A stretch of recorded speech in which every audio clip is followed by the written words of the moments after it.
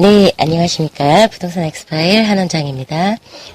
네, 소통하는 방송 부동산 엑스파일은 지난 시간부터 부동산 중개 실무, 경영편을 청취자분들과 나누고 있습니다. 이번 시간에는요, 중개업은 정보의 유통 채널이라는 말씀을 나누고자 합니다. 중개업을 하실 수 있는지 없는지 잠깐 테스트를 해볼까요? 테스트를 하니까 좀 웃긴데요. 솔개의 선택이라는 동영상 보신 분들 계시죠? 동영상이 정말 감동적입니다. 배경음악도 그렇고, 내용도 그렇고, 여러 부분에서, 많은 부분에서 동기부여가 되는 게 사실이죠. 그런데 청취자 여러분께 제가 테스트를 한다고 말씀드렸던 그 부분은 청취자분들께서 이 동영상을 보시고 이 솔개의 이야기가 사실인지 아닌지 궁금하게 생각해 보신 분들 계십니까? 만일 이 이야기가 정말? 이라는 생각을 그 약간의 의구심이라도 가지셨던 분들이라면 중개업에 입문하셔도 괜찮다라는 말씀을 드리고 싶습니다. 그 이야기 탄생 배경까지 또 확인을 했다. 그래서 나는 사실 여부를 정확히 알고 있다. 그런데 이 동영상을 사용하는 분들의 의도도 사실 여부와 상관없이 그분들의 의도도 나는 인정을 한다. 이렇게 까지 진도를 나간 분이 계시다면 저는 적극적으로 중개업을 권해드립니다. 적극적으로 권해드립니다. 솔개의 선택이라는 이야기는 정말 감동적인 이야기인데요. 혹시 다 보신 분들이라면 아시겠지만 이게 진실은 아니죠. 그런데 많은 분들이 자기개발, 자기경영, 혁신 이런 주제를 이야기할 때는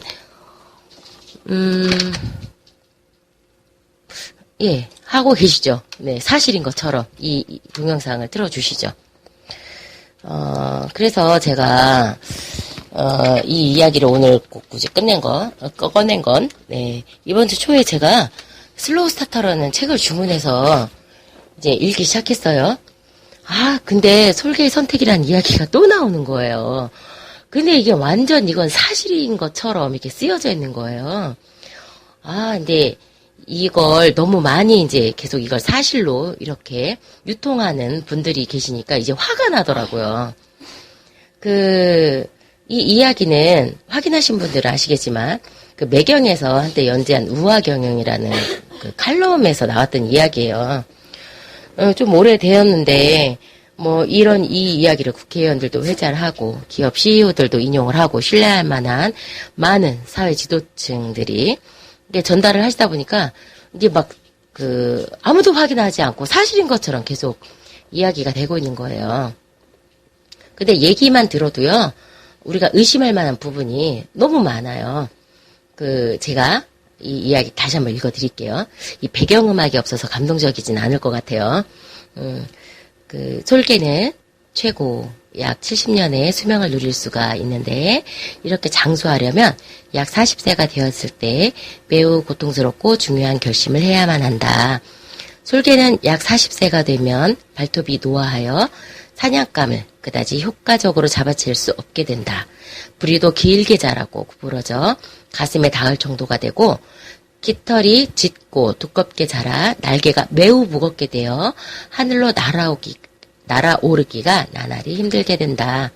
이즈음이 되면 솔개에게는 두 가지 선택이 있을 뿐이다. 그대로 죽을 날을 기다리던가 아니면 반년에 걸친 매우 고통스러운 갱생 과정을 수행하는 것이다. 갱생의 길을 선택한 솔개는 먼저 산 정상 부근으로 높이 날아올라 그곳에 둥지를 짓고 머물며 고통스러운 수행을 시작한다. 먼저 부리로 바위를 쪼아 부리가 깨지고 빠지게 만든다. 그러면 서서히 새로운 부리가 돋아나는 것이다. 그런 후 새로 돋은 부리로 발톱을 하나하나 뽑아낸다. 그리고 새로 발톱이 돋아나면 이번에는 날개의 깃털을 하나하나 뽑아낸다. 이리하여 약 반년이 지나 새 깃털이 돋아난 솔개는 완전히 새로운 모습으로 변신하게 된다. 그리고 다시 힘차게 하늘로 날아올라 30년의 수명을 더 누리게 되는 것이다. 네. 이게 우화경영에서, 그 칼럼에서, 나온 이야기예요. 혁신을 위해서 우리가 어떻게 노력해야 하는지, 혁신을 위해서 우리가 노력할 때, 이렇게 노력을 하자라는 취지를 담고 있는 내용이겠죠. 근데 우화라는 말 그대로, 이렇게 우화는 우화인 거죠. 네. 이솝우화가 사실이 아닌데, 우리에게 교훈을 주죠. 그런데, 제가 이솝우화와 달리 이 이야기는, 이 유통하는 많은 분들이 우화라는 이야기를 알리지 않고 우화라는 이야기를 인지하지도 못하는 분들이 있는 거예요. 그러면서 마치 이 잘못된 이야기를 사실인 것처럼 전하는 거죠. 저도 몇 년 전에 이 자기경영을 주제로 한 어떤 강의에서 이 동영상을 접하고요. 정말 정서적으로 매우 감동을 받았어요. 일단 배경음악도 감동적이고, 이 내용도 너무나 감동적이고, 그리고 이제 그 지적 욕구가 좀 충족이 됐다 그럴까? 조류인 솔개가 70년도 살 수 있구나. 뭐 이런 지적 욕구, 이런 정말 새로운 사실을 내가 알았다. 뭐 이런 지적 욕구가 충족되는 그런 느낌을 받았는데, 제가 좀 살짝 삑다선을 탄 게, 내가 월동 준비를 위해서 많은 음식을 먹고 겨울잠 자는 동물들 이야기는 아는데, 이렇게 활동하면서 6개월간이나 먹지 않고 이렇게 살 수 있나? 부리가 빠지고, 이렇게까지 부리가 빠져서 또 다시 나나? 그게 가능한가? 아무튼 의심을 가지고 솔개의 수명에 대해서 먼저 검색을 해봤는데, 아니더라고요. 그래서 제가 그 사실을 검색하고, 이런 사전 찾아서 강사분에게 메일을 보내서, 이 이야기는 사실이라고 전달하시면 안 될 것 같다라는 말씀을 드렸어요. 제가 이렇게까지 그 사실 여부에 너무너무 이제 집착을 하게 된 거는, 왜 지난 방송에서 말씀드렸잖아요. 제 사기의 달인들에서 제가 원하진 않았지만 사기의 도구가 된 거예요. 아무튼 그때 제 행동이 너무 어리석었다라는 반성은 물론이고요. 참 부끄러웠거든요. 그리고 정말 저한테는 아픈 기억이었죠. 아무튼 그때 일로 너무 깨달은 게 많아서요. 사람을 무조건 의심하는 건 아니고요. 상대가 잘못 인지하는 어떤 정보에 대해서 나는 바르게 인지하고 나는 바르게 판단을 해야겠다는 결심을 한 거죠. 네. 이 이야기와 함께 잠깐 사례, 정보와 첩보, 정보와 첩보, 오늘은 정보와 첩보죠. 그리고 정보의 유통 채널이다. 중개업은 정보의 유통 채널이다라는 얘기를 하는데, 사실 유통 채널만 가지고는 안 되죠. 우리는 유통하면서 그걸로 수익까지 만들어야 되죠. 제 실무 사례를 원하시니까, 오래전에 스포츠 브랜드 확장 이전을 도와드렸던, 그 지원 업무에서 경험했던 정보전? 정보전이라고, 표현하겠습니다. 그때의 그 정보전을, 나눠보겠습니다. 그 월드컵 이전이었는데요. 약 한 96년? 그쯤으로 기억돼요. 서울이고요. 송파구 한 상권이었고요. 그때, 그 상권에서 브랜드 대리점, 스포츠 브랜드 대리점을 경영하시는 사장님이 더 큰 점포를 오픈하지 않으면, 예, 그때 그 매장 10평도 안 되는 매장이었는데요. 상당히 오래 하셨거든요. 잠시. 예, 더 큰 점포를 오픈하지 않으면 대리점 계약의 연장되지 않을 거라는 정보가 있었어요. 그냥 점포를 찾는다, 뭐 이런 정보가 있어서 이제 확인을 했고, 그 대리점이 입점할 만한, 예, 곳이 여러 곳 중에 가장 좋아 보이는 딱 한 곳이 가구점이었는데, 2칸이었거든요. 근데 2칸 중에 한 칸이, 예, 저희하고 가격 협상을 하다가 2칸 중에 한 칸이 다른 스포츠 브랜드로 팔려 나가서 개업까지 하신 거예요. 확장하려고 했던 그분은 뭐 딱히 그때 권리금 2억 5천 이상 쓸 수 없다고 하셨고, 가구점은 한 칸을 1억 5천에 팔았다. 그러니까 나머지도 1억 5천 받아야 한다. 그러니까 5천만 원의 갭이 있죠. 뭐 거의 성사가 어려워 보이죠.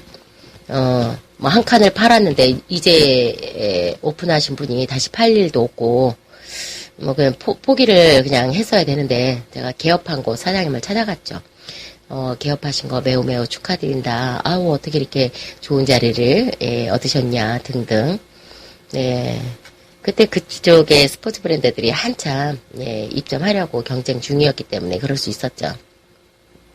예, 제가 사정을 그동안 이렇게 이러이러하게 했었는데 사장님 개업하셔서 이번에 좀 어렵다. 네, 어려울 것 같다. 혹시 나중에라도 매매 계획 있으시면 저한테 연락을 좀 해달라. 이렇게 해서 명함을 드리고 왔어요. 뭐 다른 대안점포가 없는 상황이었죠. 뭐 권리금 딱 맞는 조건도 없었고요. 더 좋은 자리도 없었고, 뭐 차 띄고 뽀 띄고 하니까 딱 거기밖에 없었는데, 뭐 어렵게 생겼잖아요. 그런데 또 이제 그쪽에서 난 소문은 더 이게 당장 확장 이전하지 않으면 대전 계약이 어려우니까 더 많은 비용도, 예, 권리금으로 지불할 거다. 뭐 이런 얘기도 막 하는데, 참 저희가 당사자로서 알고 있기로는 그렇지 않은데 막 그런 소문이 막 도는 거예요. 근데 웬걸 그런 소문도 돌고 이제 개업한 지 한 2달 만에 그 가구점 한 칸 인수하셨던 그 스포츠 브랜드 사장님이 전화를 하신 거예요. 원래는 그분이 당구장을 하셨었대요. 24시간 영업을 했었잖아요. 예전에는 이 영업이 너무 잘 되었는데 24시간 영업이 너무 힘들었다는 거예요. 그리고 아이들도 있고 그러니까 이게 정말 생활이 없다. 막 그러고 있는데 누가 이거 팔겠냐고 묻길래 1억 5천이면 팔겠다 그랬더니 당장 계약을 하더라는 거예요. 졸지에 팔았다는 거죠. 그래서 이제 아이들도 있고 아이들 학교도 가야 되고 뭐 이러니까 조금 낮에만 영업을 하는 걸 하고 좀 약간 가오가 있어 보이는, 네, 좀 브랜드를 이렇게 영업하려고 했는데 이게 의류 매장들 이렇게 물건 판매업은 와, 이 재고 체크나 이런 게 장난이 아니잖아요. 당구장 영업하고는 질적으로 차이가 있는 거예요. 아무튼 너무너무 힘들다. 난 당장 그만둬야 되겠다. 그러니까 점포 구입비 말고 별도로 투자된 돈만 해도 1억이 넘게 다 포기하겠다. 다 필요 없다. 뭐 결국 그래서 얼마 인수하셨냐. 권리금 계약서를 좀 팩스로 보내달라. 뭐 이래서 본인이 투자하신 금액을 이제 저한테 확인시켜 주시려고 이제 보내주셨어요. 근데 그 금액에 계약을 하는 건 좀 어렵다는 말씀도 드렸고, 지금 당장 이걸 인수하실 분은 점포를 2개 다 인수하셔야 된다. 가구점하고 사장님 점포를 다 인수해야 이거는 가능하다. 그래서 가격을 좀 절충해 주셔야겠다 했더니 흔쾌히, 예, 그러겠다고 하셨죠. 그런데 이번에 가구점 사장님이 가격 높게 주지 않으면 안 팔겠다고 이제 그러시다가, 뭐, 점포 한 칸 팔았잖아요. 현금이 많이 돌았죠. 그러니까 이제 뭐 마음 변하실 수 있겠죠. 근데 좀 사정을 이러저러하게 설명을 하고 합리적으로 좀 판단을 해달라 이렇게 말씀을 드렸는데도 이제 나중에는 아예 안 팔겠다고 막 안 파실 건 아닌데 아무튼 배짱인 거죠. 안 파시겠다고. 참 답답했어요. 그 매도 의사가 없는 건 아닌데 이게 매매 가격을 내가 인상하는 것을 니네가 인정을 안 하니까 나는 거래 안 하겠다. 참 답답했죠. 제가 이제 그때 경력이 좀 있었으면 오히려 잘 좀 설명을 했든지 뭐 아니면 경력이 있었으면 다른 방법을 어떻게 썼을지 모르겠는데 참 답이 없는 상황이었는데 팀에서 한 가지 대책을 내놨어요.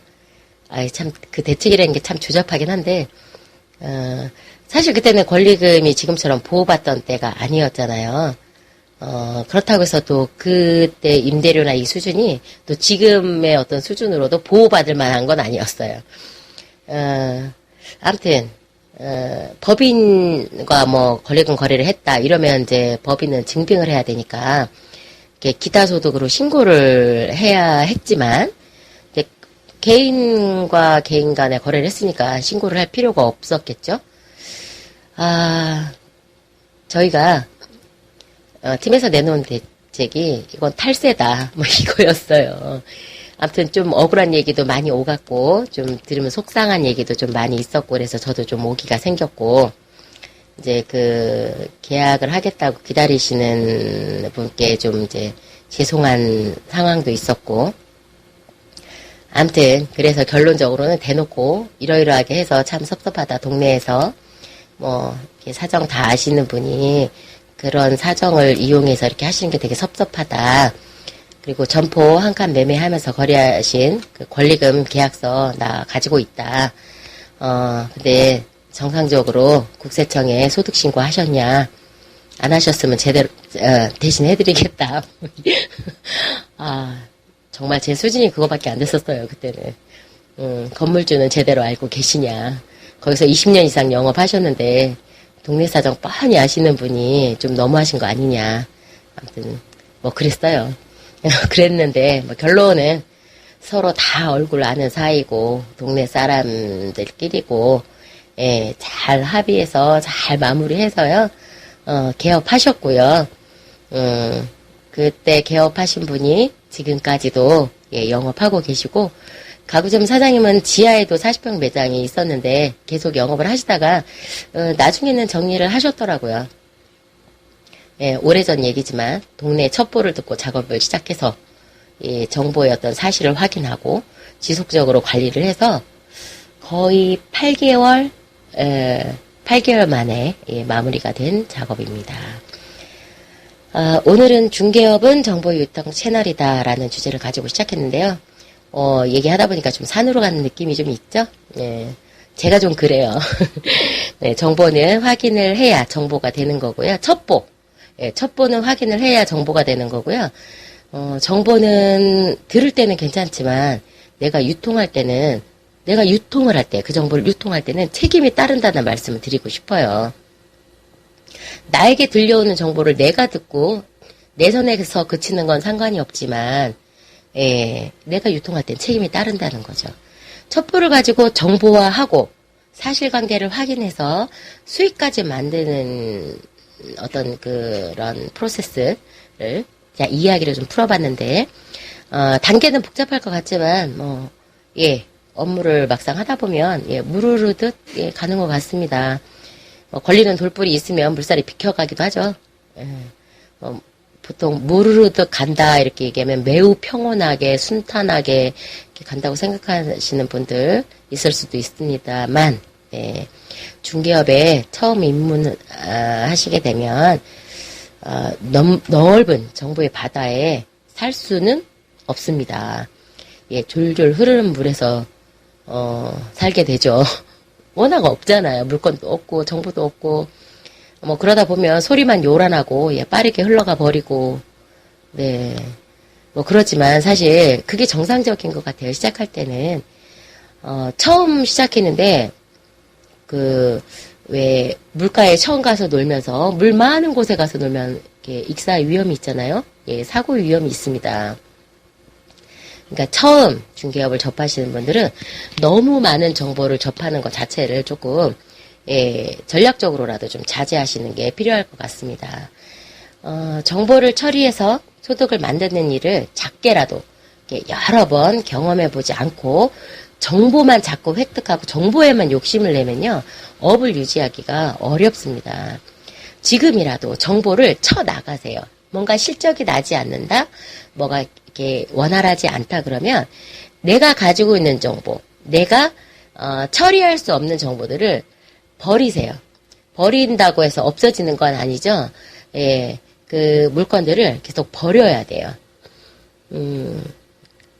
그리고 작은 정보라도 이렇게 나에게 온 정보의 사실관계가 정확한 것들, 예, 정확하게 파악된 것들만 예, 업무를 진행하는 게 좀 필요하고요. 또 이렇게 누구나 나에게 정보를 줄 수 있도록 이렇게 채널을 예, 일정 부분 열어놓거나 또 일정 부분 닫거나 하는 네, 이런 것들도 좀 필요합니다. 네, 오늘은 예, 중개업은 정보의 유통 채널이라는 예, 주제로 말씀을 드렸고요. 네, 지금까지 부동산 엑스파일 한원장이었습니다. 다시 찾아뵐 때까지 모두 건강하세요. 감사합니다.